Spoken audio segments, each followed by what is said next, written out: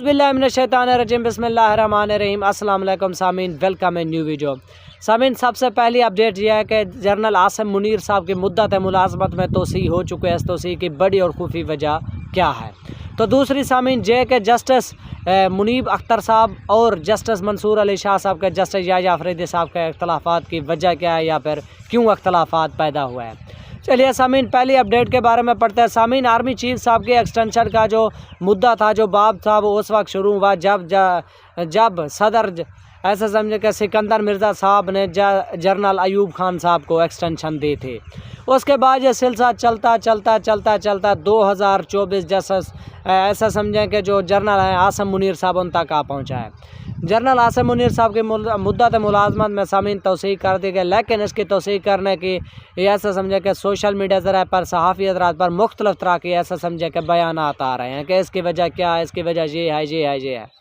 लेकिन सामीन, सबसे बड़ी और खुफी वजह यह है कि जो पाकिस्तान के दूसरे ममालिक के साथ तिजारती मुआहदे हुए उनमें सबसे जो अहम किरदार था, सबसे जो अहम ऐसा समझे कि कायल करने वाली शख्सियत है, वो जनरल आसिम मुनीर साहब की गिनी जाती है।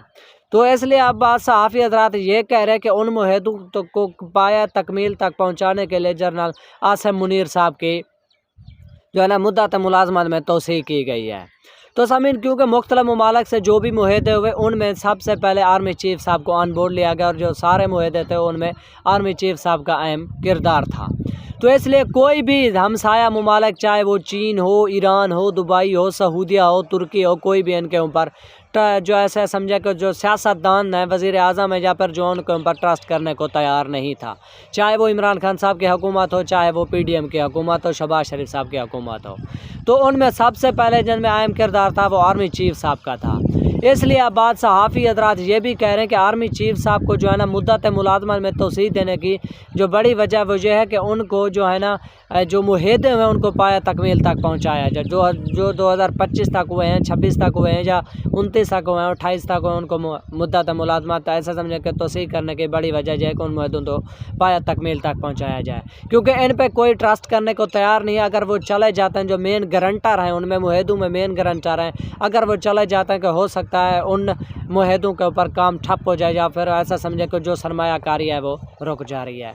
तो अब बेसिक वजह बात सहाफ़ी तो ये कह रहे हैं कि इनके जो है ना मुद्दत मुलाजमत में तोसी की बड़ी वजह यह है कि मुआहदों को पाया तकमील तक पहुँचाना। लेकिन दूसरी वजह जो बहुत सहाफ़ी हज़रात सोशल मीडिया ज़रा ये भी कह रहे हैं कि किसी न किसी तरीके से जो है ना जो एक बानी PTI को अंदर रखना, क्योंकि जो एस्टेब्लिशमेंट और PTI के जमा के दरमियान सामीन जो खलफशार है, जो एक ऐसा तनाव की पोजीशन है, वो तो अब सबके सामने आम बंदा भी जानता है कि ये सब कुछ कौन करा रहा है और किसके कहने पे हो रहा है। और एक दूसरी वजह ये भी कही जा रही है कि जैसे अगर ये आर्मी चीफ साहब जाते हैं जो कि इस गवर्नमेंट के ऐसा समझे कि बुनियाद की बनने की अहम वजह है, जो कि इनके स्टेबिलिटी की अहम वजह है, तो इसलिए गवर्नमेंट को ये भी डर है कि अगर ये आर्मी चीफ साहब चले जाते हैं, काजी फैज़ ईसा साहब तो पहले भी चले गए हैं, तो ये भी इनके लिए एक बहुत बड़ा गैप हो सकता है। इसलिए उन्होंने अपनी हुकूमत बचाने के लिए या फिर ऐसा समझें कि जो है ना एक PTI को क्रैश करने के लिए या फिर जो चीज़ भी बात हल्के ऐसा समझे कि सहाफ़ी हज़रात और सोशल मीडिया या पब्लिक में ये चीज़ बात गाश्त हो रही है कि इस वजह से भी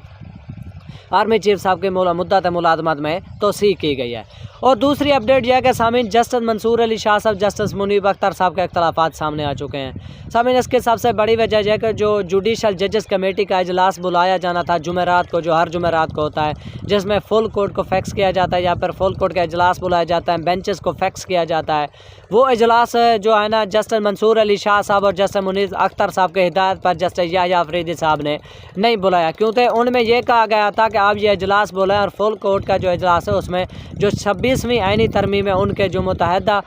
जो है ना जो कई पटिशन्स आ चुके हैं, हाई कोर्ट्स में भी आ चुके हैं, सुप्रीम कोर्ट्स पे भी आ चुके हैं, 26वीं यानी तरमीम के ख़िलाफ़ उनको फैक्स किया जाए। लेकिन सामीन जस्टिस याह्या अफरीदी साहब ने इजलास नहीं बुलाया, तो जस्टिस मुनीब अख्तर साहब ने जस्टिस मुनीब या मंसूर अली शाह साहब ने